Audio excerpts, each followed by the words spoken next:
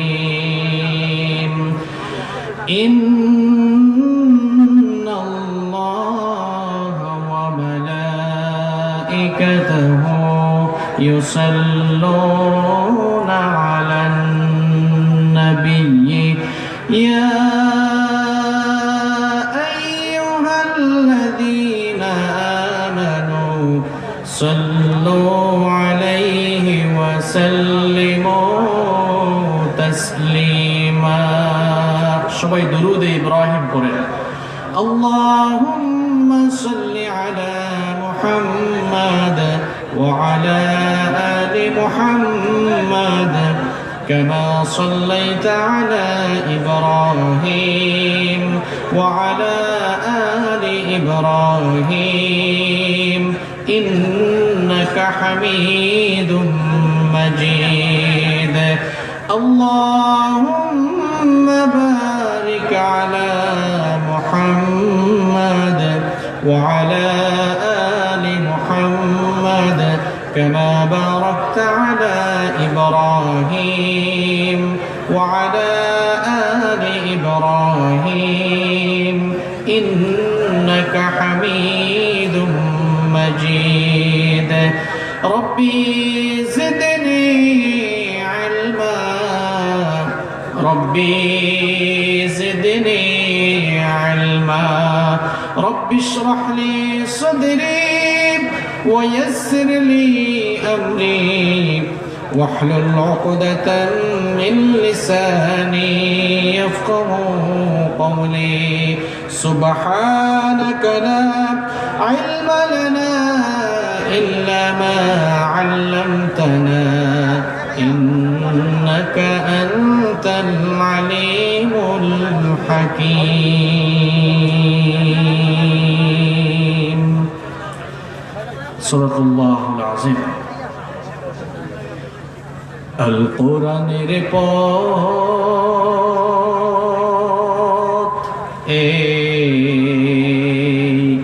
পথই আসল পথ আল কোরআনের পথ এই পথই আসল পথ অন্য পথে অন্য মতে নেই যে রহমত অন্য পথে অন্য মতে নেই যে রহমত আল কোরআনের পথ এই পথই আসল পথ অন্য পথে অন্য মতে নেই যে রহমত আল কোরআনের পথ এই পথই আসল পথ আল কোরআনের আলোয় যার জীবন আলোকিত সে চির বিপ্লবী নয় কখনো ভীত আল কোরআনের আলোয় যার জীবন আলোকিত সে চির বিপ্লবী নয় কখনো ভীত তার বুকেতে শুধুই খোদার অথই মুহাব্বত অথই মুহাব্বত আল কোরআনের পথ এই পথই আসল পথ আল কোরআনের পথ এই পথই আসল পথ অন্য পথে অন্য মতে নেই যে রহমত অন্য পথে অন্য মতে নেই যে রহমত আল কোরআনের পথ এই পথই আসল পথ আল কোরআনের প্রেমে যে বারেক পড়ে যায় দিন কায়েমের তরে সে শহীদ হতে চায় আল কোরআনের প্রেমে যে বারেক পড়ে যায় দিন কায়েমের তরে সে শহীদ হতে চায় সে জিহাদের রাহে গড়ে নিজের ভবিষ্যৎ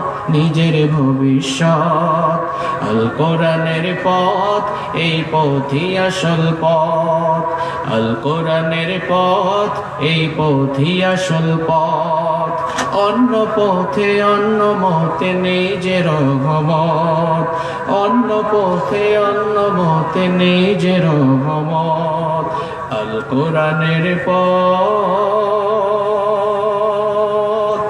এই পথই আসল পথ পড়েন আলহামদুলিল্লাহ। বাংলাদেশের অত্যন্ত সুপরিচিত এবং ঐতিহ্যবাহী কক্সবাজার জেলার পেকুয়া উপজেলার পেকুয়া সমাজ উন্নয়ন পরিষদের উদ্যোগে আয়োজিত আজকের এই ঐতিহাসিক তাফসীরুল কোরআন মাহফিলের মুহতারাম শ্রদ্ধাভাজন সভাপতি, মঞ্চে উপস্থিত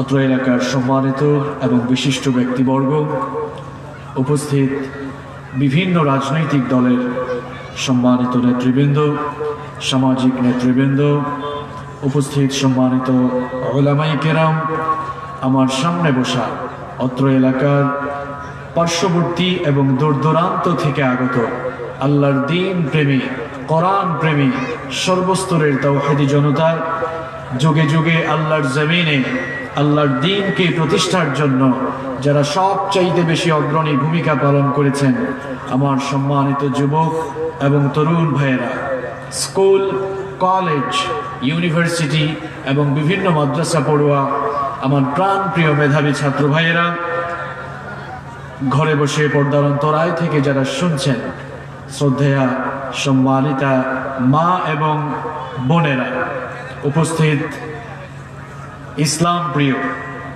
প্রাণ প্রিয় সাংবাদিক ভাইয়েরা, উপস্থিত সম্মানিত প্রাণ প্রিয় সংগ্রামী বীর চট্টলাবাস, আপনারা সবাই কেমন আছেন? পেছনের ভাইরা কেমন আছেন? এদিক থেকে কোনো আওয়াজই আসে না। আপনারা কেমন আছেন? আলহামদুলিল্লাহ। আমাদেরকে ভালো রেখেছেন কে? গোটা দুনিয়ার প্যান্ডামিক এই সিচুয়েশনে ভালো আছি এটা বলতে পারা কিংবা ভালো থাকতে পারা, এটাই হচ্ছে বর্তমান দুনিয়ার সবচেয়ে বড় নিয়ামত, ঠিক কিনা? এই করোনা ভাইরাস এটি হচ্ছে জুনদুম মিন জুনুদিল্লাহ, এটি হচ্ছে আল্লাহ তাআলার পাঠানো একটি সৈনিক। গোটা দুনিয়ার সকল বিজ্ঞান, গোটা দুনিয়ার চিকিৎসা বিজ্ঞানী চিকিৎসকরা আল্লাহ তাআলার পাঠানো একটি অদৃশ্য শক্তির কাছে আজ অসহায় হয়ে গিয়েছে। মাঝে মধ্যে চিন্তা করি, গজব তো আল্লাহ তাআলা এজন্যই দেন মানুষ যেন তাদের ভুলগুলো বুঝতে পেরে স্রষ্টার দিকে ফিরে আসে, মহান রবের দিকে, আল্লাহ সুবহানাহু ওয়া তাআলার দিকে মানুষ যেন ফিরে আসে, এজন্যই আল্লাহ তাআলা গজব দেন।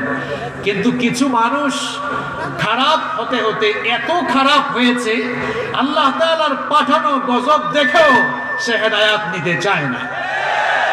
হেদায়াত নিতে চায় না বলেই যেখানেই কোরআন সেখানেই বাধা, আছে না নাই? মানুষগুলোর নাম কিন্তু আব্দুল করিম, আব্দুল সত্তার, আব্দুর রহমান, নামটা মুসলমানের, বেশভূষাও মুসলমানের। এই লোকগুলো ইসলামের নাম ধারণ করে, ইসলামের বেশ ধারণ করে চিরকাল ধরে এরা ইসলামকে জবাই করছে। প্রিয় ভাইয়েরা, স্লোগান দিয়েন না, স্লোগান দিয়েন না। শুনেন, আপনাদের এই আবেগগুলো শুধু মাহফিলের ভেতরেই সীমাবদ্ধ থাকে। এই আল্লাহু আকবার স্লোগান মাহফিলের ভেতরেই থাকে, এটা আমরাও জানি, মাহফিলের বাইরে আর নাই। আজকে একটু আবেগ বাদ দিয়ে বিবেক দিয়ে বোঝার চেষ্টা করুন। আসুন জীবন পরিবর্তনমূলক কিছু কথা শুনি, আল্লাহ তৌফিক দেন, বলেন আমিন। আজকের এই মাহফিল বাস্তবায়নের জন্য পেকুয়া সমাজ উন্নয়ন পরিষদের ভাইয়েরা অক্লান্ত পরিশ্রম করেছেন, কষ্ট করেছেন। অনেক কষ্টের বিনিময়ে, অনেক শ্রম, অনেক মেহনতের বিনিময়ে আজকের এই মাহফিল বাস্তবায়ন হয়েছে। আজকের এই প্রোগ্রামকে বাস্তবায়ন করতে গিয়ে প্রশাসন সহ, রাজনৈতিক নেতৃবৃন্দ সহ, আপনাদের অত্র এলাকার মুরব্বিয়ান সহ, এলাকার বিশিষ্ট ব্যক্তিবর্গ সহ, পেকুয়া সমাজ উন্নয়ন পরিষদের যে সকল ভাইয়েরা এই প্রোগ্রামটি বাস্তবায়ন করেছেন, আমরা আল্লাহ সুবহানাহু ওয়া তাআলার কাছে তাদের জন্য উত্তম জাযা কামনা করছি, বলেন আমিন। বিশেষ করে আপনাদের অত্র এলাকার কৃতি সন্তান, আপনাদের সোনার টুকরা ছেলে নিয়ামতুল্লাহ নিজামী ভাই, এই প্রোগ্রাম বাস্তবায়নে তার অনেক কন্ট্রিবিউশন রয়েছে, অনেক কষ্ট করেছেন। আমরা দোয়া করছি নিয়ামতুল্লাহ ভাইকে আল্লাহ তাআলা যেন দ্বীনের জন্য, দ্বীনের একনিষ্ঠ একজন খাদেম হিসেবে কবুল করে নেন। প্রিয় ভাইয়েরা, যেহেতু জুমা পরবর্তী আলোচনা আমি করছি, এজন্য খুব বেশি একটা সময় নেই। আপনাদেরকেও আমি বলবো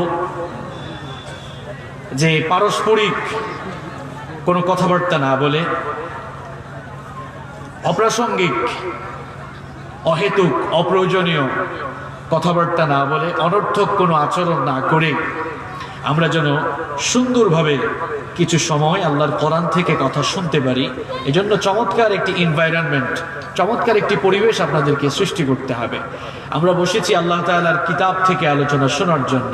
পৃথিবীতে আল্লাহর কিতাবের চেয়ে দামি কোনো নেয়ামত আকাশের নিচে জমিনের উপরে আর আছে? এটি এমন একটি কিতাব, এই কিতাব যেখানেই যায় ওই জায়গার দাম বেড়ে যায়। যার সংস্পর্শ এই কিতাবের সাথে লেগে যায় তার মর্যাদা বেড়ে যায়। সাইয়েদনা শেরে খুদা আলী কাররামাল্লাহু ওয়াজহাহু তিনি বলেছেন, মাজালিসুল ইলম হিয়া রাউদাতুম মির রিয়াদিল জান্নাহ, যেখানে ইলম তথা কোরআন আর হাদিসের আলোচনা হয় ওই জায়গা কোনো সাধারণ জায়গা থাকে না। কোরআনে কারীমের ইজ্জতে, কোরআনে কারীমের বরকতে ওই জায়গাটিকে আল্লাহ তাআলা জান্নাতের টুকরায় পরিণত করে দেন। সুবহানাল্লাহ, বাড়ি গিয়ে বলেন। প্রিয় ভাইয়েরা, আপনারা যে ময়দানে বসে আলোচনা শুনছেন, যে মাঠে বসে আলোচনা শুনছেন, এটি আজ সাধারণ কোনো মাঠ নয়। কোরআনে কারীমের আলোচনা এই ময়দানে হয়েছে বলে এই ময়দানটিরও দাম বাড়িয়ে দিয়েছেন কে? তো ময়দানের দাম যদি বেড়ে যায়, এই মাঠের দাম যদি বেড়ে যায়, আপনারা যারা এই মাহফিলে কোরআনের টানে, কোরআনের ভালোবাসায় ছুটে আসলেন, আপনাদের দাম আল্লাহর কাছে কম না বেশি? তখনই বেশি হবে যখন কোরআনের সাথে আপনারা সম্পর্ক স্থাপন করতে পারবেন। এটি এমন একটি কিতাব যার সাথেই এর সংস্পর্শ লেগে যায় তার মর্যাদা বেড়ে যায়। কিভাবে দেখেন, আল্লাহ তাআলার অসংখ্য অগণিত ফেরেশতা রয়েছে, কিন্তু যেই ফেরেশতা এই কিতাব নিয়ে এসেছেন সেই ফেরেশতার নাম কি? হায় হায়, বেকুয়ার মানুষ জানে না সেই ফেরেশতার নাম কি? জিব্রাইল না, জিব্রিল। একটু সঠিক প্রনাউন্সিয়েশনটা আপনারা শিখে যান। ওই ফেরেশতার নাম হচ্ছে জিব্রিল। ফেরেশতার নামটা কি? আল্লাহ তাআলার অসংখ্য অগণিত ফেরেশতাকুলের মধ্য থেকে জিব্রিল এই কোরআন নিয়ে এসেছেন বলে, কোরআন নিয়ে রাসূলের কাছে এসেছেন বলে তার মর্যাদা অন্যান্য ফেরেশতার চেয়ে বাড়লো না কমলো? কথাগুলো বুঝে বুঝে জবাব দিবেন। পৃথিবীতে আল্লাহ তাআলা মানবতার হেদায়েতের জন্য অসংখ্য অগণিত পয়গাম্বার পাঠিয়েছেন, কিন্তু যেই নবীর উপরে আল্লাহ তাআলার এই কিতাব কোরআন এসেছে সেই নবীর মর্যাদা অন্যান্য নবীদের চাইতে কম না বেশি? শুধু কি বেশি নাকি সবচাইতে বেশি? পৃথিবীতে অসংখ্য ভাষা রয়েছে, যেই ভাষায় এই কিতাব নাজিল হয়েছে সেই অ্যারাবিক ল্যাঙ্গুয়েজ, আরবি ভাষার দাম সবচাইতে কম নাকি সবচাইতে বেশি? অপেকুয়ার মুসলমানরা ভালো করে শোনেন, আল্লাহর কিতাবে কোরআন যার সাথেই তার সংস্পর্শ লেগে যায় তারই মর্যাদা বেড়ে যায়। যেই ফেরেশতা এই কোরআন নিয়ে আসলেন ওই ফেরেশতার দাম বেড়ে গেল। যেই নবীর উপরে এই কোরআন নাজিল হলো সকল নবীদের উপরে তার মর্যাদা বেড়ে গেল। যেই ভাষায় কোরআন নাজিল হলো পৃথিবীর সমগ্র ভাষার উপরে এই ভাষার মর্যাদা বেড়ে গেল। আবার আপনারা দেখেন, বছরের মধ্যে 12টি মাস রয়েছে, যেই মাসে আল্লাহ তাআলা কোরআন নাজিল করেছেন সেই মাসের নাম কি? সেই মাসটিকে আল্লাহ তাআলা কোরআনের সাথে সংশ্লিষ্ট করে দিয়ে এই মাসের পরিচয় আল্লাহ কোরআনের সাথে সম্পর্কিত করে দিয়ে পরিচয় দিচ্ছেন, শাহরু রমাদানাল্লাযী উনজিলা ফীহিল কুরআন। রমাদান এটি সেই মাস যেই মাসে আল্লাহ তাআলা কোরআন নাজিল করেছেন। বছরে যে 12টি মাস রয়েছে, 12টি মাসের মধ্যে রমাদানুল মুবারকের দাম কম না বেশি? প্রশ্ন হচ্ছে কেন বেশি? কারণ এই মাসে আল্লাহ তাআলা কোরআন নাজিল করেছেন। আবার বছরের মধ্যে 365 দিন আর 365 রাত্র রয়েছে। এই 365 দিন আর 365 রাত্রের মধ্যে একটি রাতের দাম সবচাইতে বেশি। সবাই বলেন তো সেই রাতের নাম কি? মাশাআল্লাহ, জানেন আপনারা? লাইলাতুল কদর। লাইলাতুল কদরি খায়রুম মিন আলফি শাহর। এটি 1000 মাস। ক্যালকুলেটরে হিসাব করে দেখেন, 1000 মাস সমান 83 বছর 4 মাস। অর্থাৎ এই একটি রাত এই রাতের শ্রেষ্ঠত্ব, এই রাতের স্পেশালিটি, এই রাতের ডিগ্রিটি এত বেশি যে 1000 মাস 83 বছর 4 মাসের চাইতেও 83 বছর 4 মাসের চাইতেও এই রাত্রির মর্যাদা আল্লাহর কাছে অনেক বেশি। সুবহানাল্লাহ। কোরআনের সাথে যার সংস্পর্শ লাগে, যার সম্পর্ক হয়, তার মর্যাদা বাড়ে। দেখেন, যেই ফেরেশতা কোরআন নিয়ে আসলেন ওই ফেরেশতার দাম বেড়ে গেল, যেই নবীর উপরে কোরআন আসলো ওই নবীর মর্যাদাও বেড়ে গেল। যেই ভাষায় কোরআন অবতীর্ণ হলো ওই ভাষা সবচাইতে শ্রেষ্ঠ ভাষায় পরিগণিত হয়ে গেল। যেই মাসে কোরআন আসলো ওই মাসটাও দামি মাস হয়ে গেল। আবার যেই রাতে কোরআন আসলো ওই রাতেরও দাম বাড়িয়ে দিলেন কে?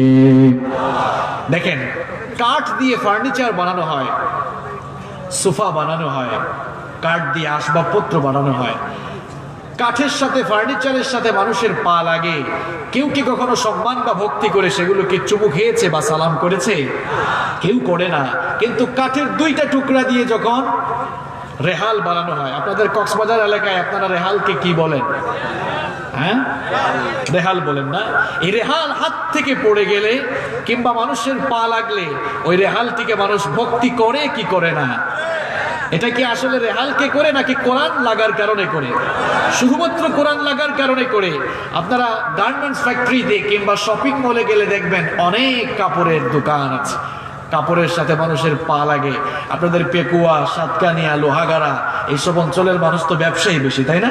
এই যে পা লাগে কাপড়ের সাথে, কেউ কোনোদিন শ্রদ্ধা বা ভক্তি করে চুমু খেয়েছে? কিন্তু ছোট্ট কাপড়ের টুকরা দিয়ে যখন জিলবাব, বস্তনি বা গিলাফ বানানো হয়, এটি হাত থেকে পড়ে গেলেই মানুষ এটাকে ভক্তি করে কি করে না? চিন্তা করেন প্রিয় ভাইয়েরা, এই কোরআনের সাথে যার সংস্পর্শ লাগে তার মর্যাদা বাড়ে। আপনারা যারা এখানে এসেছেন, আপনারাও যদি আল্লাহর কোরআনের সাথে সম্পর্ক স্থাপন করতে পারেন, পৃথিবীর 800 কোটি মানুষের মধ্যে আল্লাহ তাআলা আপনাদের মর্যাদা বাড়িয়ে দিবেন। সুবহানাল্লাহ। সম্মানিত ভাইয়েরা, এই তাফসিরের প্রোগ্রামে আপনারা এসেছেন আল্লাহর কোরআন শোনার জন্য। কোরআনের প্রেমে, কোরআনের টানে আপনারা ছুটে এসেছেন। আমি কয়েকটি কথা আপনাদের সামনে আজকে তুলে ধরতে চাই। এই কোরআন আপনাদেরকে কি, এই কোরআন আপনাদের কাছে কি দাবি পেশ করছে? এই কোরআন আপনাদের কাছে কি চায়? আপনারা তো এসেছেন কোরআন শোনার জন্য। এখন আমি আপনাদেরকে শোনাচ্ছি যে আল্লাহ তাআলার এই কিতাব কোরআন আপনাদের কাছে কি চায়, কোরআনের দাবি আপনাদের কাছে কি, সেই বিষয়গুলো আমি আপনাদের সামনে আজকে তুলে ধরবো ইনশাআল্লাহ। কোরআনের দাবিগুলো যদি আপনি পূরণ করতে না পারেন, কোরআনের দাবিগুলো যদি আপনি পূরণ করতে না পারেন, তাহলে দিল আস্তে আস্তে কলুষিত হতে হতে একেবারে ধ্বংসের অতল গহ্বরে নিপতিত হতে হবে। আর কোরআনের দাবিগুলো যদি আমরা ফিল আপ করতে পারি, তবেই আমরা পূর্ণাঙ্গ মুমিন হয়ে জান্নাত উপযোগী জীবন গঠন করে আমরা আল্লাহর জান্নাত হাসিল করতে পারবো ইনশাআল্লাহ। আমাদের প্রতি কোরআন 8টি দাবি পেশ করেছে। জোরে কোন কয়টা? আমি কিন্তু মুখস্থ করায়া ছাড়বো, বুঝতে পেরেছেন? আমাদের প্রতি, আপনার প্রতি, আমার প্রতি কোরআন কয়টি দাবি পেশ করেছে? এই 8টি দাবি পূরণ করতে না পারলে আপনি জান্নাতে ঢুকতে পারবেন না। আপনার প্রতি কোরআন যে 8টি দাবি পেশ করেছে, এই দাবি যতক্ষণ না আপনি পূরণ করতে পারবেন, ফিল আপ করতে পারবেন, ততক্ষণ জান্নাতের আশা করে কোনো লাভ হবে না। আসেন আমরা শুরু করি। আমাদের প্রতি কোরআনের 1 নাম্বার দাবি হচ্ছে আল্লাহ তাআলার এই কিতাবটা পড়তে শিখা, পড়তে জানা। আহারে, আমি হাত তুলায় লজ্জা দিতে চাই না। আপনারা এখানে এসেছেন, আমি যদি বলি যে কোরআন 100% বিশুদ্ধ করে তেলাওয়াত কে কে জানেন, আমার তো মনে হয় 97 বা 98% হাত এখান থেকে উঠে যাবে। গোটা দুনিয়ায় মুসলমানরা কেন মার খাবে না বলেন আমাকে? গোটা দুনিয়ায় মুসলমানরা এজন্যই মার খাচ্ছে, এজন্যই অধঃপতিত হচ্ছে, কারণ আল্লাহ তাআলা তাদেরকে জীবন পরিচালনার যে গাইডলাইন দিয়েছেন, ওই গাইডলাইন তারা এখনো বিশুদ্ধ করে তেলাওয়াত করতেই জানে না। দেখছেন, আবার ঠিকও কয়, কেমন ভদ্র, স্বীকার করে যে আমরা পারি না। যুবক আর তরুণ ভাইয়েরা, আমি কথাগুলো আজকে যুবক তরুণদেরকে উদ্দেশ্য করে বলতে চাই। তুমি অনার্স, মাস্টার্স, পিএইচডি করার জন্য বিদেশে যেতে চাও, বিদেশে যাওয়ার জন্য তুমি ইংলিশ ল্যাঙ্গুয়েজের কোর্স করো, আইএলটিএস করো, টুফেল করো, জিআরই করো, আবার চায়নায় যাবে, এই জন্য চাইনিজ ল্যাঙ্গুয়েজের কোর্স করে চুয়াং ওয়াং ওয়াং আছে না নাই? আবার কোরিয়ায় যেতে চায় কোরিয়ান ল্যাঙ্গুয়েজের কোর্স করে, জার্মানিতে যেতে চায় জার্মানির ল্যাঙ্গুয়েজের কোর্স করে। এটা আপনি করবেন, কোনো অসুবিধা নাই। কিন্তু আমার প্রশ্ন হচ্ছে আপনার কাছে, আপনি দুনিয়ায় সুন্দর একটি ক্যারিয়ার সাজাবার জন্য উচ্চশিক্ষার জন্য দেশের বাইরে যাবেন, এজন্য আপনি বিভিন্ন ভাষার কোর্স করতে পারেন। এখানে আপনি সময় বিনিয়োগ করেন, টাকাও বিনিয়োগ করে আইএলটিএস এক্সামের জন্য 20,000 টাকা দিয়ে দেয়। কিন্তু আপনার বিবেকের কাছে আমার প্রশ্ন, যেই কিতাব শিখলে একটি জান্নাত উপযোগী জীবন আপনি গঠন করবেন, যেই কিতাব শিখলে আপনি জান্নাতের দিশা পাবেন, ওই কিতাব শেখার জন্য কত টাকা খরচ করেছেন, কিংবা ওই কিতাবের তেলাওয়াত শেখার জন্য আপনার জীবনের কি পরিমাণ সময় আপনি বিনিয়োগ করেছেন, এই প্রশ্ন আপনার বিবেকের কাছে আমি রাখলাম। কোথায় সময় চলে যাচ্ছে? যুবক আর তরুণ ভাইয়েরা, যারা স্কুলে পড়ো, কলেজে পড়ো, ইউনিভার্সিটিতে পড়ো, তোমাকে বলছি আমি, তুমি বিশ্ববিদ্যালয়ে পড়ো, তুমি যখন ইংরেজিতে কথা বলো খুব চমৎকার করে ইংরেজিতে কথা বলতে পারো, কিন্তু তুমি আউযুবিল্লাহ বিসমিল্লাহ শুদ্ধ করে পড়তে জানো না। আমি তোমাকেই বলছি, তুমি সুন্দর করে ইংরেজিতে কথা বলতে পারো, তুমি হয়তো উচ্চশিক্ষায় শিক্ষিত হয়ে কিংবা ডক্টরেট ডিগ্রি নিয়ে খুব নামধারী একজন লোক তুমি হয়ে যেতে পারো, দেশের স্বনামধন্য একজন মানুষ হয়ে যেতে পারো, কিন্তু আমি তোমাকেই বলছি, তুমি যদি কোরআন শিখতে না পারো, আল্লাহর জান্নাতের গন্ধও তুমি পাবা না। প্রিয় ভাইয়েরা, আজ পেকুয়ার এই ঐতিহাসিক মাহফিলে এই সিদ্ধান্ত নিয়ে বাড়ি ফিরেন যে কোরআন আমাকে শিখতে হবে, কারণ এই কিতাব দিয়েছেন কে? এই কিতাব দিয়েছেন কে? আপনি কোচিং করতে পারেন এত টাকা দিয়ে, এত সময় বিনিয়োগ করতে পারেন, কোরআন শিখতে 2-3 মাসের বেশি সময় লাগে না। কেন আপনি কোরআন শিখেন না? আচ্ছা, আপনি যে কোরআন শিখছেন না, আপনি তো নামাজ আদায় করছেন, আপনার নামাজ কি হচ্ছে? কারণ নামাজ আদায়ের জন্য, নামাজ কবুল হওয়ার জন্য একটি গুরুত্বপূর্ণ শর্ত হচ্ছে বিশুদ্ধ তেলাওয়াত জানা। এখন আপনি তো কোরআন আপনার মতো বলেন, কোরআনের মতো কোরআন পড়েন না, কিংবা কোরআন যেভাবে পড়া দরকার সেভাবে পড়ে না। কয় হুজুর আমরা তো কোরআন পারি, কিরকম?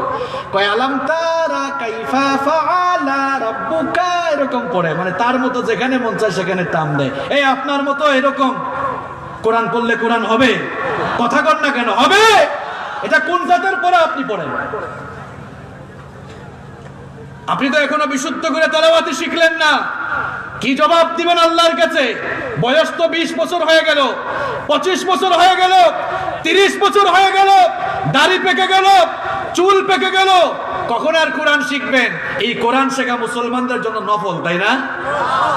যারা বললো না তাদের জন্য নফল মনে হয়। কথা কর না কেন? কোরআন শেখা কি? কোরআন শেখা কি?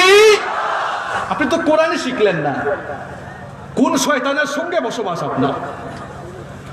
কোন ইবলিসের সাথে বন্ধুত্ব আপনার? কারণ শয়তান মানব সন্তানকে যে কাজটি করাবার জন্য সবচাইতে বেশি লেগে থাকে, সেই কাজটা কি জানেন?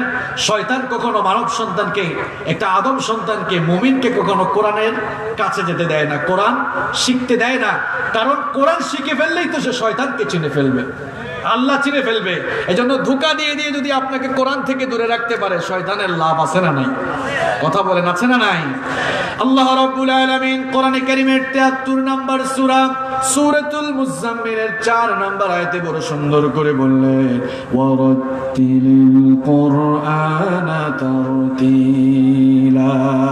তারতিলের সাথে, তাজবীদের সাথে, তাহসিনের সাথে সুন্দর করে ধীরস্থির ভাবে কোরআনে কারীম তেলাওয়াত করো।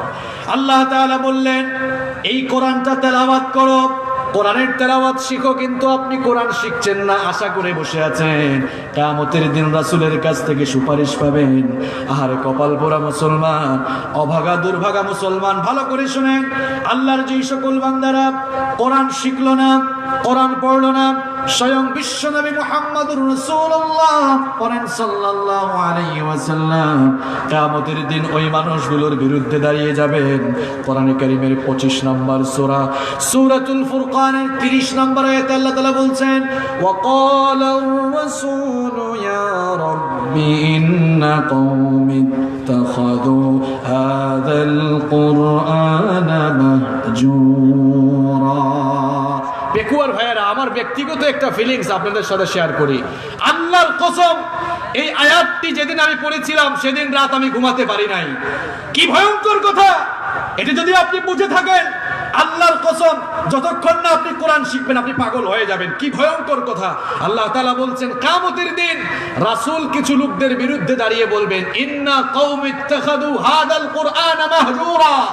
ওগো আল্লাহ, আমার কওমের, আমার উম্মতের এই লোকগুলো কোরআনকে পরিত্যাগ করেছে, আমিও তাদেরকে পরিত্যাগ করব। নাউযু বিল্লাহি মিন যালিক। আপনি ঘুমান কেমনে? আপনি কোরআন এখনো শুদ্ধ করে পড়তে জানেন না, শান্তির ঘুম আপনার আসে কেমনে? আপনি কোরআন শিখছেন না, যেই নবীর কাছে কোরআন নাজিল হয়েছে ওই নবী আপনার বিরুদ্ধে কিয়ামতে দাঁড়িয়ে যাবেন। শুধু যে নবী দাঁড়াবেন তাই নয়, আরো ভয়ঙ্কর কিছু কথা রয়েছে, ভালো করে শুনেন। কোরআনে কারীমের 20 নম্বর সূরা, সূরাতুত তাহা এর 124 থেকে 126 নম্বর আয়াতে আল্লাহ পাক সুন্দর করে বলছেন, ওয়ামান আরাদা আন যিকরি ফাইন্না লাহু মাঈশাতান দানকা ওয়া নাহশুরুহু ইয়াওমাল কিয়ামাতি আ'মা। প্রিয় ভাইরা ভালো করে শুনেন, আল্লাহ তাআলা বলছেন যারা আমার জিকির অর্থাৎ কোরআন থেকে মুখ ফিরিয়ে নেয় তাদের জন্য আমি 3টি শাস্তি রেখেছি। জুড়ে বলেন কয়টা? আরো জুড়ে কয়টা? কোরআন যারা শিখছেন না, কোরআন যারা পড়ছেন না, কোরআন থেকে যারা গাফেল হয়ে গিয়েছেন, উদাসীন হয়ে গিয়েছেন, কোরআনে কারীমে রব্বুল আলামিন বলছেন যারা আল্লাহর কোরআন শিখবে না, কোরআন থেকে মুখ ফিরিয়ে নিবে, কোরআন পড়বে না, বুঝবে না, মানবে না, এদের জন্য আল্লাহ পাক 3টা শাস্তি রেখেছেন। একটা শাস্তি হচ্ছে দুনিয়ায়, 2টা শাস্তি হচ্ছে মরার পরে।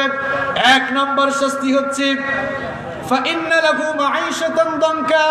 আল্লাহ পাক বলছেন আমি তাদের জীবনকে সংকীর্ণ করে দেব। মুফাসসিরিনে কেরাম এই মাঈশাতান দানকার ব্যাখ্যায় লিখেছেন জীবনটাকে দুই ভাবে সংকীর্ণ করা হতে পারে। 1 নম্বর হলো যেই সকল লোকেরা কোরআন পড়বে না, কোরআন বুঝবে না, কোরআন মানবে না, কোরআন থেকে মুখ ফিরিয়ে নিবে, আল্লাহ তাআলা দুনিয়ার জীবনে তাদের রিজকে সংকুচিত করে দিবেন, অথবা আল্লাহ তাআলা তাদের জীবন থেকে সুখ শান্তি তুলে নেবেন। দেখবেন বহু মানুষ আছে, টাকা পয়সা, গাড়ি বাড়ি, ইন্ডাস্ট্রি সবকিছুই আছে, আপনি দূর থেকে দেখলে মনে হয় লোকটা বড় সুখী মানুষ, কিন্তু আপনি একটু ভালো করে খোঁজ নিয়ে দেখেন রাতের বেলা ওই লোকটার ঘুম আসে না, ঘরের ভেতরে শান্তি নাই, বউ পরকিয়া করে, কিংবা বউ তাকে জুতার বাড়ি দিয়ে পিটায়, অথবা ঘরের মধ্যে গন্ডগোল আছে। এর কারণ কি? গাড়ি আছে, বাড়ি আছে, টাকা আছে, পয়সা আছে, রাজনীতি আছে, প্রভাব আছে, প্রতিপত্তি আছে, ক্ষমতা আছে, ডিসি এসপি কত কিছু হয়ে গেল, এরপরেও কেন জীবনে সুখ শান্তি নাই? এই আয়াতে আল্লাহ পাক বলছেন যারা আমার কোরআন থেকে মুখ ফিরিয়ে নিবে এদেরকে টাকা পয়সা, গাড়ি বাড়ি, প্রভাব প্রতিপত্তি, ক্ষমতা দেওয়া হলো, আমি আল্লাহ তাদের জীবন থেকে সুখ শান্তি তুলে নেব। কথাটা কার? আমি নিজে এরকম বহু মানুষ পেয়েছি, নিজের দেখা, অনেক টাকা পয়সা, কই হুজুর রাতের বেলা ঘুম আসে না। তোর ঘুম আসবে কেমনে? সারাক্ষণ তো কোরআন বিরোধিতা আছে না নাই? 1 নম্বর শাস্তি হলো আল্লাহ পাক বলছেন বাহিরে তোমরা এদেরকে ফুলা দেখো, খুব সুন্দর নাদুস চেহারা দেখো, আসলে ভেতরে এদের কোনো সুখ শান্তি নাই, সুখ শান্তি তুলে নিয়েছেন কে? আর 2 নম্বর শাস্তি হলো এদের কবরটাকে আল্লাহ সংকুচিত করে দিবেন, এমন সংকুচিত করে দিবেন কবরের এক পাশের মাটির সাথে আরেক পাশের মাটি যখন লেগে যাবে, এক পাশের পাঁজর গিয়ে আরেক পাশের পাঁজরের মধ্যে এরকম ঢুকে যাবে। এটা হচ্ছে তাদের কবরের শাস্তি। আর 3 নম্বর শাস্তি হলো আল্লাহ পাক বলছেন ওয়া নাহশুরুহু ইয়াওমাল কিয়ামাতি আ'মা। কিয়ামতের দিন আল্লাহ তাআলা এদেরকে অন্ধ অবস্থায় হাসরের ময়দানে উঠাবেন। কি অবস্থায়? অন্ধ অবস্থায়। এই লোকগুলো যখন অন্ধ অবস্থায় হাসরের ময়দানে একত্রিত হবে তখন তারা আল্লাহর কাছে ফরিয়াদ করে বলবে ক্বালা রাব্বি লিমা হাশারতানি আ'মা ওয়া ক্বাদ কুনতু বাসীরা। তারা বলবে ওগো আমাদের রব, দুনিয়ায় তো আমরা চক্ষুষ্মান ছিলাম, চোখে দেখতে পেতাম, তাহলে হাসরের ময়দানে আমাদেরকে অন্ধ করে উঠালে কেন? আল্লাহ তাআলা তখন জবাব দিবেন ক্বালা কাযালিকা আতাতকা আয়াতুনা ফানাসিতাহা ওয়া কাযালিকাল ইয়াওমা তুনসা। আল্লাহ পাক বলবেন বান্দারে তোর কাছে তো কোরআন গিয়েছিল, তোর ঘরে কোরআন ছিল, তোর কাছে কোরআন ছিল, কোরআন থাকার পরেও কোরআন কোরআন থেকে তুই মুখ ফিরিয়ে নিয়েছিলে, আমার আয়াতগুলো, আমার কোরআন তুই যেভাবে দুনিয়ায় ভুলে গিয়েছিলে, আজ হাসরের ময়দানে আমি আল্লাহ তোকে ভুলে গেলাম। নাউযু বিল্লাহি মিন যালিক। এই কথাগুলো যদি আপনি বুঝতে পারেন ভাই, আমার তো মনে হয় এই মাহফিল থেকে আপনি বাড়ি যাওয়ার পর যতদিন না কোরআন শিখতেন আপনার শান্তি লাগবে না। আপনার শান্তি লাগার কথা না। এক নম্বর শাস্তি, দুনিয়ার সুখ শান্তি আল্লাহ কেড়ে নেবেন। দুই নম্বর শাস্তি, কবরে শাস্তি দিবেন। তিন নম্বর শাস্তি, হাসরের ময়দানে আল্লাহ তাআলা যারা কোরআন শিখবে না, কোরআন পড়বে না, কোরআন মানবে না, আল্লাহ তাআলা এদেরকে অন্ধ অবস্থায় হাসরের ময়দানে উঠাবেন। ঠিক কি না? এই অপমান থেকে যদি বাঁচতে চাই, আমাদের প্রতি কোরআন যে এক নম্বর দাবি পেশ করেছে, অর্থাৎ কোরআনের তেলাওয়াত শেখা, বিশুদ্ধভাবে কোরআন শেখা, এই কোরআন বিশুদ্ধ করে আমরা শিখবো তো ইনশাআল্লাহ। কারা কারা রাজি একটু হাত তুলে দেখেন তো। মাশাআল্লাহ, আল্লাহ কবুল করুন, বলেন আমিন। আমাদের প্রতি কোরআনের দুই নম্বর দাবি হচ্ছে, কোরআন এবার আপনি শিখে ফেললেন, বেশি বেশি কোরআন তেলাওয়াত করবেন, কোরআন রিসাইটেশন করবেন, কোরআন তেলাওয়াত করবেন। আমাদের জীবনে হতাশা আছে না নাই? কথা বলেন, আছে না নাই? আমাদের জীবনে দুঃখ, কষ্ট, ব্যথা, বেদনার গ্লানি আছে না নাই? আপনি যদি আপনার মনের কষ্ট, দুঃখ, বেদনা, দুঃখ, ব্যথা, যাতনা, সকল কষ্ট দূর করতে চান, তাহলে বেশি বেশি করে কোরআন পড়বেন। যখনই মন খারাপ হয়ে যাবে, বিপদ আসবে, মুসিবত আসবে, তখনই আপনি কোরআন তেলাওয়াত শুরু করে দেন। কারণ যখনই আপনি কোরআন তেলাওয়াত করবেন, আপনার ঈমানি জজবা বাড়িয়ে দিবেন কে?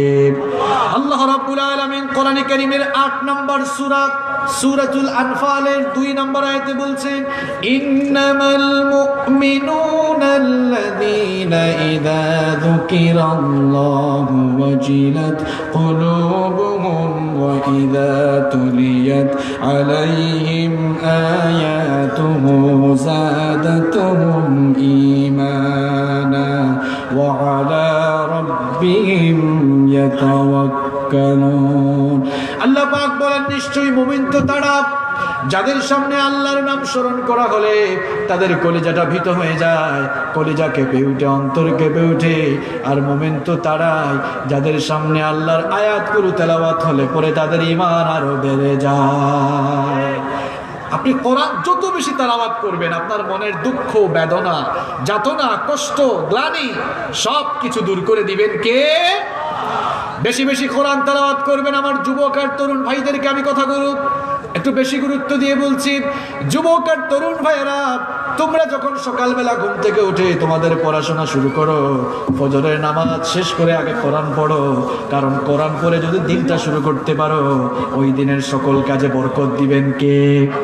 আর কোরআন যদি তুমি তেলাওয়াত করতে পারো, কোরআনের সাথী যদি তুমি হয়ে যেতে পারো, আমার নবী বড় সুন্দর করে বলছেন, ইকরাউল কোরআন ফাইন্নাহু ইয়াতি ইয়াউমাল কিয়ামাতি শাফিআন লিআসহাবিহি। আল্লাহর নবী বললেন, তোমরা বেশি বেশি করে কোরআন তেলাওয়াত করো, কারণ কিয়ামতের দিন কোরআন তার তেলাওয়াতকারীর জন্য সুপারিশকারী হয়ে যাবে। তাহলে কোরআনের সুপারিশ পেতে হলে, শাফায়াত পেতে হলে বেশি বেশি করে আল্লাহর কোরআন তেলাওয়াত করার দরকার আছে না নাই? কোরআন তেলাওয়াত যেমন করব, তেমনি কোরআন তেলাওয়াত বেশি বেশি শুনবো। যখনই অবসর আছেন আপনি কোরআন তেলাওয়াত শুনেন। আপনারা এখন কোরআন তেলাওয়াত বেশি বেশি শুনছেন, কোরআনের মাহফিলে বেশি বেশি আসছেন বলে নাস্তিক, মুরতাদ, বাম রাম যারা, এদের মাথা খারাপ হয়ে গিয়েছে। কেন খারাপ হয়ে গিয়েছে? কারণ তাদের পুকুরের জিয়ানো মাছ সব, তাদের পুকুরের সকল জিয়ানো মাছ এখন ইসলামের পুকুরে চলে যাচ্ছে। এজন্য হাঁস, মুরগি, চূড়া যারা, এদের মাথা খারাপ হয়ে গিয়েছে। আসলে কোনো আলেম ওলামাদের বিরোধিতা এদের মুখ্য উদ্দেশ্য নয়। আমি তো সব সময় বলি, ইসলাম বিরোধী রাম বাম নাস্তিক মুরতাদরা কখনো কোনো ব্যক্তি বা দলকে টার্গেট করে কাজ করে না, বরং তারা গোটা মুসলিম উম্মাহ, আলেম ওলামা ধ্বংসের ষড়যন্ত্র নিয়ে তারা কাজ করে। কিন্তু আমাদের অনুভূতি, প্রিয় ভাইরা বসেন, আপনাদের এত আবেগ দেখায়, খালি স্লোগান দেন, আল কোরআনের আলো ঘরে ঘরে জ্বালো। আর আপনাদের এইসব এলাকায় আরেকটা স্লোগান দেয়, কয় সংসদে জ্বালো। এসব ফালতু স্লোগান বাদ দেন, নিজের অন্তরে আগে কোরআনের আলো জ্বালান। আউযুবিল্লাহ বিসমিল্লাহ জানে না, কয় ঘরে ঘরে আগুন এই মানে করবে, কোরআনের আলো জ্বালতে নিজের অন্তরে আগে জ্বালাননি। এজন্য স্লোগান চেঞ্জ করে দিতে হবে। এখন নতুন স্লোগান, আল কোরআনের আলো মানুষের হৃদয়ে হৃদয়ে, অন্তরে অন্তরে জ্বালো। আপনি মানুষের অন্তরে কোরআনের আলো জ্বালায় দেন, দেখবেন এই মানুষগুলোই সমাজকে আলোকিত করে দিবে। আর আপনারা যারা চান, আপনারা সকলেই চান যে ইসলামের আলোকে শুধু বাংলাদেশ নয় গোটা বিশ্ব পরিচালিত হোক। আপনারা চান কি চান না? এই চাওয়াটা শুধু চাওয়ার মধ্যেই সীমাবদ্ধ থাকবে না। ইমাম মাহদী আসবেন, ইমাম মাহদী যখনই আসবেন তাম দুনিয়ার নাস্তিক মুরতাদ ইসলাম বিরোধীরা সাগরের জলে ভেসে যাবে, আর গোটা দুনিয়ায় ইসলামের পতাকা, কালেমার পতাকা পথ পথ করে উড়বে ইনশাআল্লাহ। আমাদের কাঙ্ক্ষিত স্বপ্ন পূরণ হবে ইনশাআল্লাহ। প্রিয় ভাইয়েরা, তাহলে কোরআন আমাদের প্রতি 2 নাম্বার দাবি পেশ করেছে, এই কোরআন বেশি বেশি তেলাওয়াত করতে হবে। কোরআন আমাদের প্রতি 3 নাম্বার দাবি পেশ করেছে, এই কোরআন আপনি যখন শিখবেন তখন আরেকজনকে শেখাবেন। খায়রুকুম মান তাআল্লামাল কুরআনা ওয়া আল্লামা, সহিহ বুখারীর বর্ণনা। যে কোরআন শিখে এবং মানুষকে কোরআন শেখায় তারা হচ্ছে সবচেয়ে উত্তম। আমি প্রায় সময় একটা কথা এভাবে বলি, কোরআনের ছাত্র হতে পারা কিংবা কোরআনের শিক্ষক হতে পারা এটা অনেক বড় সৌভাগ্যের একটি ব্যাপার। এই জন্য সৌভাগ্যের ব্যাপার, কারণ আল্লাহ রসুলের ভাষায় কোরআন যারা শিখে এবং মানুষকে শেখায় তারা হচ্ছে এই জগতে আকাশের নিচে জমিনের উপরে সবচাইতে শ্রেষ্ঠ মানুষ। কোরআনওয়ালা লোকদেরকে আমরা চিনলাম না, হামেলে কোরআন যারা, এই কোরআন যারা পড়লো, কোরআন যারা রিসার্চ করলো, এখন তাদেরকে আমরা ধর্মের অপব্যাখ্যাকারী বলি। কি আজীব অবস্থা! বুখারী শরীফ পড়াইতে পড়াইতে চুলদারি পেকে গিয়েছে, এই লোকগুলাকে এখন কয় যে এরা ধর্মের সঠিক ব্যাখ্যা দিতে জানে না। যারা আউযু বিল্লাহ বিসমিল্লাহ শুদ্ধ করে পড়তে জানে না তারাই এখন আউযু বিল্লাহ বিসমিল্লাহ ওয়ালাদের ভুল ধরে। এটা ভালো লক্ষণ না, এগুলো কিন্তু কিয়ামতের আলামত, এগুলো কিয়ামতের আলামত। হাঁস মুরগি চুর যারা এখন তারাই হয়ে গেছে ধর্মের সবচেয়ে বড় মুফতি। আর বুখারী শরীফ পড়াইতে পড়াইতে একেবারে চুলদারি পেকে গিয়েছে, এই লোকগুলো এখন ধর্মের অপব্যাখ্যাকারী হয়ে গিয়েছে। আর মুখ দিয়ে যা আসে তাই বলে। আলেম ওলামা কি আপনার গ্রামের আব্দুল গরিব আর আব্দুল সত্তারের মতো সাধারণ মানুষ নাকি না? আল্লাহ রাসূলের ভাষায় ইন্নাল উলামা আওরাসাতুল আম্বিয়া, উলামায়ে কেরাম হচ্ছেন আল্লাহর জমিনে নবীদের প্রতিনিধিত্বকারী, ঠিক কি না? যার উসিলায় সিন্নি খাও তাদেরকেই তো তুমি চিনো না। উলামায়ে কেরাম এরা হচ্ছেন এই জাতির শ্রেষ্ঠ সন্তান। এই উলামাদেরকে আজে বাজে কথা বলা যাবে না, এরা সম্মানিত মানুষ, মর্যাদা সম্পন্ন মানুষ। এদেরকে সম্মান করে কথা বলা শিখতে হবে, এদেরকে মর্যাদা দিয়ে কথা বলা শিখতে হবে। আলেম ওলামাদেরকে গালি দেওয়া এটি ভালো মানুষের কাজ না, কারণ উলামায়ে কেরাম হচ্ছেন নবীগণের ওয়ারিস। নবীদেরকেও দিন বিরোধীরা গালিগালাজ করত, এখন যারা নবীদের উত্তরসূরিদেরকে গালিগালাজ করে এরাও ওই দিন বিরোধীদের প্রেতাত্মা, আর এরা পিতৃ পরিচয়হীন অবৈধ জারদ সন্তান ছাড়া আর কিছুই হতে পারে। আলেমদের প্রতি এত জ্বালাপুরা কেন? তোমার মা বাপের বিয়ে কি আলেম পড়ায় নাই? এত জ্বালাপুরা কেন? আলেমদেরকে দেখলে কিছু মানুষের দেখবেন অটোমেটিক চুলকানি শুরু হয়, আছে না নাই? এত চুলকানি কেন? আলেমদেরকে দেখলেই যদি এত চুলকানি বেড়ে যায়, তোমার জন্ম নিয়েই তো সন্দেহ আছে। মা বাপের বিয়ে কি আলেম পড়ায় নাই? তোমার মা বাপকে গিয়ে জিজ্ঞেস করো, আলেম দেখলে এত জ্বালাপুরা কেন? এই আলেম কিন্তু তুমি মরলে জানাজা দিবে। এখন যারা বেশি লাফালাফি করছে, আলেমরাও তাদেরকে চিহ্নিত করে রাখছে, এই সকল লোকদেরকে কোনো আলেম জানাজা দিবে না। এত ভালো লাগে না কেন আলেমদের? কি সমস্যা তোমার? এটা শাহজালালের দেশ, এটা শাহপুরানের দেশ, এটা শাহ আমানতের দেশ। অলিয়াউলিয়ারা এই জমিনকে এসে সুন্দর করে সাজিয়েছেন। এই জমিনে আল্লাহর দ্বীনের বিরোধিতা করে কেউ টিকে থাকতে পারবে? প্রিয় ভাইয়েরা, কোরআন যেমন আমরা শিখবো, মানুষকেও কোরআন শেখাবো। আপনারা মানুষকে কোরআন গিফট করবেন। কোরআন গিফট করলেই ওই লোকটা কোরআন পড়লেই সওয়াব আছে না নাই? বিয়ে শাদীতে যখন যান অনেক গিফট নিয়ে যান, অসুবিধা নাই, সাথে একটা কোরআন নেবেন, সাথে একটা কি নেবেন? সবচেয়ে ভালো হয় যদি কোরআনের তাফসীর অনুবাদ করা যেগুলো আছে সেগুলো নিতে পারলে আরো ভালো। মানুষ কোরআন শিখবে, কোরআন জানবে, এতে করে আপনারও সওয়াব আছে না নাই? কোরআনে কারীম আমাদের প্রতি 4 নাম্বার যে দাবি পেশ করেছে, এই কিতাবকে যথাসাধ্য মুখস্থ করার চেষ্টা করতে হবে। আমরা কোরআন মুখস্থ করার দায়িত্ব আমাদের হাফেজ ভাইদেরকে দিয়েছে। ভাই তোরা কোরআন মুখস্থ কর, আর আমরা নবাবজাদা সলিমুল্লাহ, আমরা আলামতারা থেকে সূরা নাস পর্যন্ত, এগুলোর নাম দিয়েছে আবার নামাজের সূরা। কি সূরা? আমাকে একবার এক লোক কয়, হুজুর নামাজের সূরাগুলো দিয়ে যদি সব সময় নামাজ পড়ি নামাজ হবে তো? আমি বললাম ভাই কোরআনে কারীমে 114টি সূরা রয়েছে, কিন্তু সূরাতুন নামাজ বা নামাজের নামে কোনো সূরা তো আমি পাই নাই। আপনি কোথায় পেলেন? কয় হুজুর ওই যে আলাম তারা থেকে সূরা নাস। আর আমরা শিখতে চাই না প্রিয় ভাইয়েরা।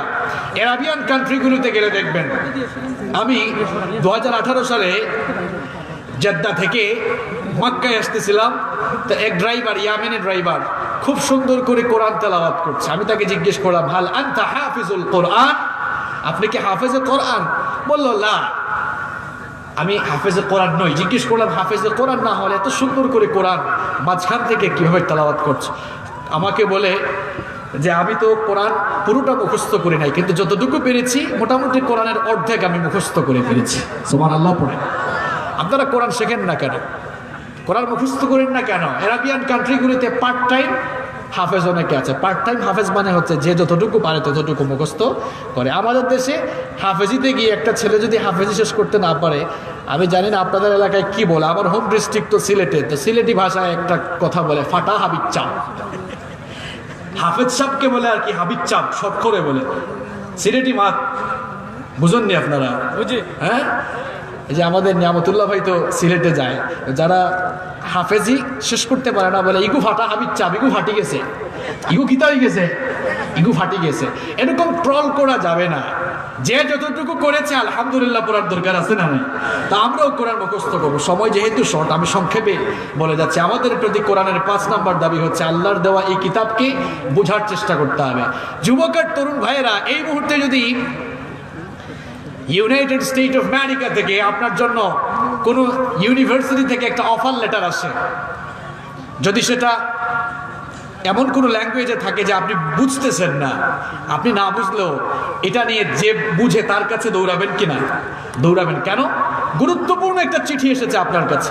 কিংবা এখানে যারা বয়স্ক বাবারা আছেন আপনাদেরকে বলছি, সেক্রেটারিয়েট থেকে, সচিবালয় থেকে যদি আপনার নামে একটা চিঠি আসে, সেটা যদি ইংরেজিতে লেখা থাকে আর আপনি যদি ইংরেজি না পারেন, তাহলে যে ইংরেজি পারে তার কাছে দৌড়াবেন কি না? আর দৌড়ানোর কথা যদি বলি সুপ্রিম কোর্ট থেকে আপনার কাছে কাগজ আসছে, তাহলে তো কাজ ফলাইয়া থুইয়া আগে যাবে, না জানি মামলা হয়ে গেল কিনা। যে পড়তে জানে তার কাছে যাবে। তো আল্লাহ তাআলা এত বড় দামি একটি নিয়ামত আপনাকে দিলেন, আপনি একটা দিন পড়ার চেষ্টা করলেন না, বুঝার চেষ্টা করলেন না, কোন দিকে আপনার জীবন যায়? কেন আপনি কোরআন পড়েন না? আল্লাহ তাআলা বলছেন, আফালা ইয়াতাদাব্বারুনাল কোরআন আম আলা কুলুবিন আকফালুহা, তোমার অন্তর কি তালাবদ্ধ হয়ে গেল নাকি? অন্তরে কি তালা গেল? অন্তরে কি তালা লাগলো নাকি? তালাটা খুলে দাও। তালা খুলে আল্লাহর কোরআন বুঝার চেষ্টা করো। জীবনটাকে বরকত দিয়ে ভরপুর করে দিবেন কে? কোরআনটা বোঝার চেষ্টা করতে হবে। আমাদের প্রতি কোরআনের 6 নম্বর দাবি হচ্ছে কোরআন অনুযায়ী আমল করার চেষ্টা করতে হবে। এই কোরআন শুধুমাত্র পড়ার জন্য আর তেলাওয়াতের জন্য আসে নাই। এই কোরআন এসেছে কোরআন দিয়ে নিজের জীবনকে কোরআনের আলোকে কোরআনময় করে সাজাবার জন্য কোরআন এসেছে। দুঃখজনক হলেও সত্য, এই কোরআনকে আমরা তাবিজের ব্যবসার কিতাব বানিয়েছি। আমরা কোরআন থেকে তাবিজ লিখে লিখে শরীরের বিভিন্ন অঙ্গ প্রত্যঙ্গে তাবিজ ঝুলাই, কিংবা তাবিজের ওই টুকরাটা গ্লাসের পানিতে চুবাইয়া পানি পান করে। ও মুসলমানেরা, এটা তাবিজের কিতাব নয়। এই কোরআনকে আল্লাহ তাআলা দিয়েছেন কোরআন দিয়ে গোটা বিশ্বকে পরিচালনা করার জন্য। এই কোরআন দিয়েছেন আল্লাহ তাআলা বিশ্ব জগৎকে পরিচালনার জন্য। এই কোরআন দিয়েছেন আল্লাহ তাআলা মানুষের হেদায়েতের জন্য। জীবিত মানুষরা কোরআন পড়বে, কোরআন থেকে হেদায়েত নেবে। দুঃখ করে বলতে হয়, কোরআনকে আমরা এখন মরা মানুষের কিতাব বানিয়েছি। মানুষ যখন মারা যায় তখন ওই মরা মানুষের নামে হুজুরদেরকে ডেকে এনে খতম পড়ায়। পেকুয়ার ভাইয়েরা, এই মরা মানুষের জন্য কি কোরআন এসেছে নাকি? দেখেন হাফেজ সাহেবরা এসে তেলাওয়াত করছে, ইয়া আইয়ুহাল্লাযীনা আমানু লা তাকুলুর রিবা আদআফান মুদাআফা। হে ঈমানদারেরা, সুদ খেও না। যেই লোকটার জন্য খতম পড়ে সেই লোকটাই ছিল কিন্তু সবচেয়ে বড় সুদখোর। এখন যখন কোরআন তেলাওয়াত হয়, ফেরেশতা কয়, দেখোস না কি পড়ে? দুনিয়ায় তো সব কুকর্ম এগুলো তুই করে এসেছিস। তখন আযাব মাইর তখন বাড়ে না কমে। কথা কোন বাড়ে না কমে? আপনারা তো মনে করতেছেন যে হাফেজ সাহেবরা তো এসে লোকটাকে একেবারে জান্নাতের বিছানায় শোয়া দিচ্ছে। হ্যাঁ, জান্নাতের বিছানায় শোয়াচ্ছে না। এই সুদখুরের জন্যই তো এখন কোরআন তেলাওয়াত হচ্ছে। মরে যাওয়া সুদখুরের জন্য কোরআন আসে নাই। জীবিত সুদখুরকে সুদখুর থেকে ঈমানদার বানানোর জন্য কোরআন এসেছে। কোরআন মরা মানুষের জন্য আসে নাই। এই কোরআনটাকে বুঝতে হবে, কোরআন অনুযায়ী আমল করার চেষ্টা করতে হবে। আমাদের প্রতি কোরআনের 7 নম্বর দাবি হচ্ছে মানুষের কাছে কোরআনের দাওয়াত পৌঁছাতে হবে। আমাদের প্রতি কোরআনের 8 নম্বর এবং সর্বশেষ দাবি হচ্ছে এই কোরআন দিয়ে সবকিছু পরিচালনা করতে হবে। আহারে, কোরআন আমাদের কাছে আছে, কিন্তু এই কোরআন দিয়ে আমরা আমাদের নিজের ব্যক্তি জীবন পরিচালনা করি না, নিজের পারিবারিক জীবন পরিচালনা করি না, নিজের সমাজ জীবন পরিচালনা করি না, রাষ্ট্রীয় জীবন পরিচালনা করি না। এই জন্য আযাব আর গজব আমাদের উপরে নেমে এসেছে। প্রিয় ভাইয়েরা, এটা শুধু ধর্মীয় কিতাব নয়, it's the problem solving methodology.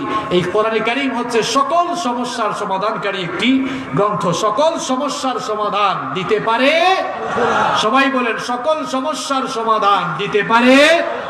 সমাধান চাও যদি জীবনে মরণে, ফিরে যাও খুঁজে নাও চোখ রাখো কোরআনে।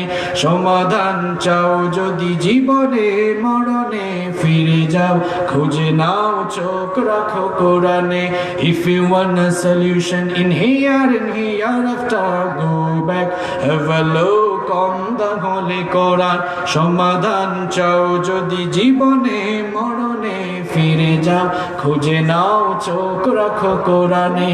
তবেই পাবে সুখ শান্তির ঠিকানা, তবেই পাবে সুখ শান্তির ঠিকানা, যদি মেনে নাও তুমি মনে প্রাণে।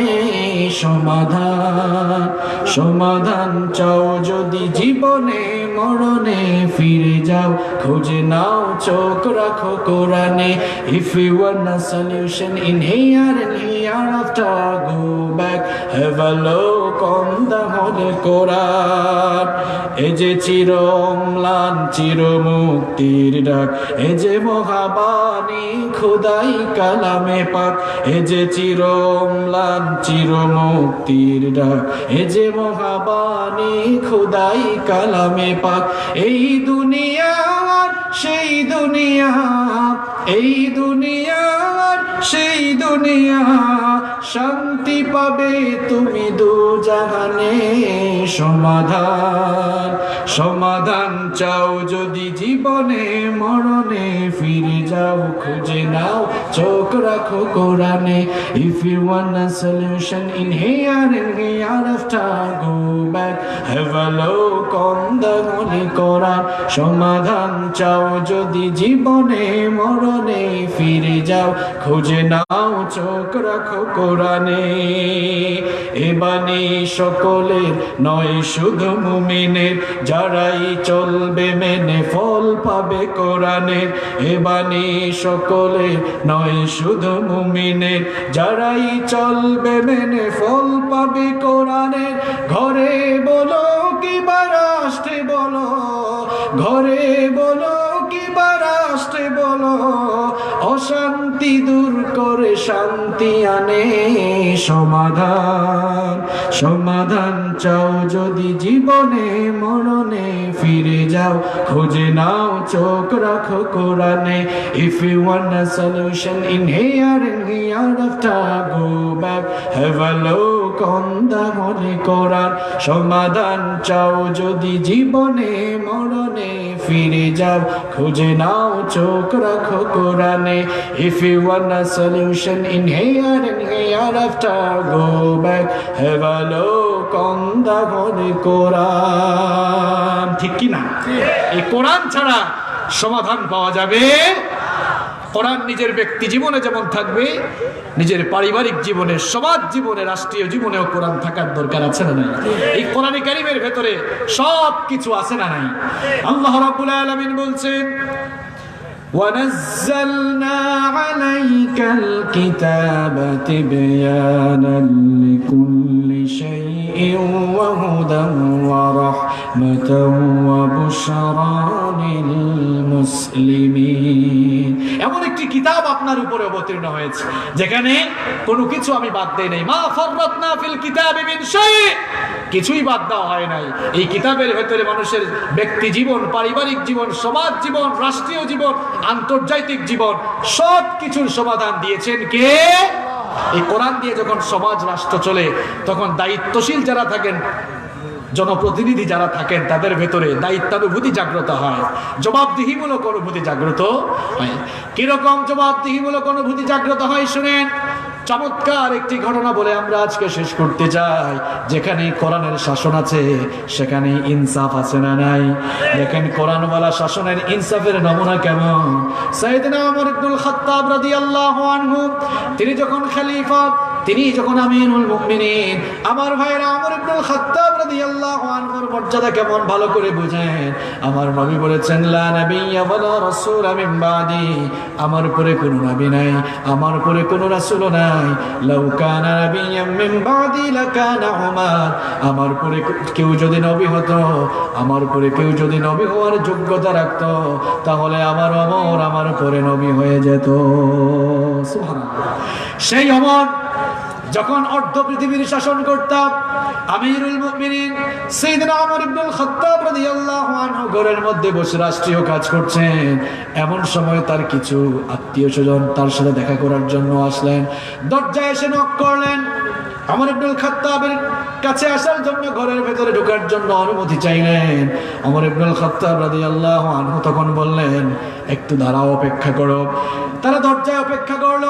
ওমর ইবনুল খাত্তাব রাদিয়াল্লাহু আনহু তার সামনে থাকা মোমবাতির আলো নিভিয়ে দিলেন।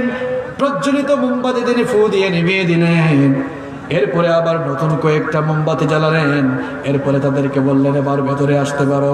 এরা ভেতরে ঢুকেই কিউরিওসিটি নিয়ে জানতে চাইলো, গো খলিফাতুল মুসলিমিন, আমিরুল মুমিনিন, আপনার সামনে তো কিছু মোমবাতি প্রজ্বলিত ছিল, সেগুলো নিভিয়ে দিয়ে আবার নতুন মোমবাতি জ্বালালেন কেন?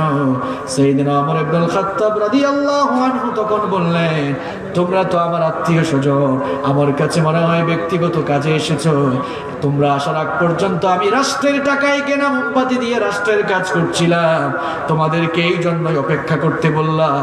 তোমরা যদি ভেতরে ঢুকে যাও আর রাষ্ট্রের টাকায় কেনা মোমবাতি দিয়ে যদি তোমাদের সাথে ব্যক্তিগত আলাপ আমি করতে যাই, তাহলে তো রাষ্ট্রের সাথে খেয়ানত হয়ে যাবে।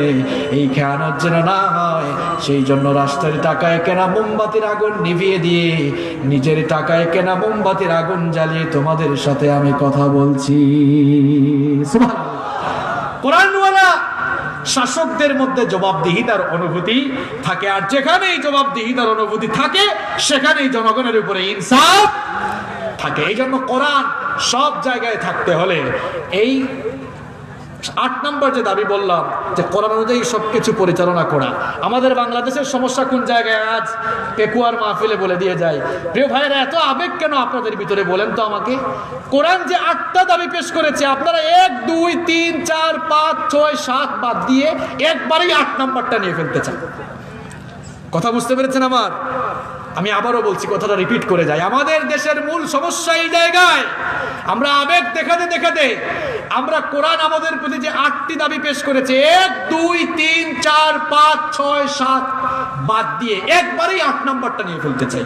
কোরআনের শাসন আপনারা একবারেই পেতে চান। দেখেন না কি স্লোগান প্রত্যেক মাহফিলে, কয় আল কোরআনের আলো সংসদে জ্বালো। এত সোজা। জ্বালাবার আগে কয়টা কাজ, আরো কয়টা কাজ? আবারও রিপিট করে যাই, নিজে কোরআন শিখেন, নিজে কোরআন শিখেন, নিজে কোরআন তেলাওয়াত করেন, নিজে কোরআন বুঝেন, নিজের ঘরে সবাইকে কোরআন বোঝান, সমাজের সবাইকে কোরআনের দাওয়াত দেন, দিনী আন্দোলনে শামিল হয়ে যান। দেখবেন এই পলিসিগুলো মেনটেন করলে কোরআনের আলো সব জায়গায় জ্বলে যাবে ইনশাআল্লাহ। কোরআন আমাদের প্রতি যে 8টি দাবি পেশ করেছে, আল্লাহ তাআলা যেন আমাদের সকলকে এই 8টি দাবি পূরণ করার তৌফিক দান করেন। আমরা সবাই বলি আমিন। হাদা মা ইনদি ওয়াল ইলমু ইনদাল্লাহ। আসসালামু আলাইকুম ওয়া রাহমাতুল্লাহ। এক্ষুনি খুতবা হবে, খুতবার পরেই কাতারবন্দি হয়ে যাবেন আপনারা।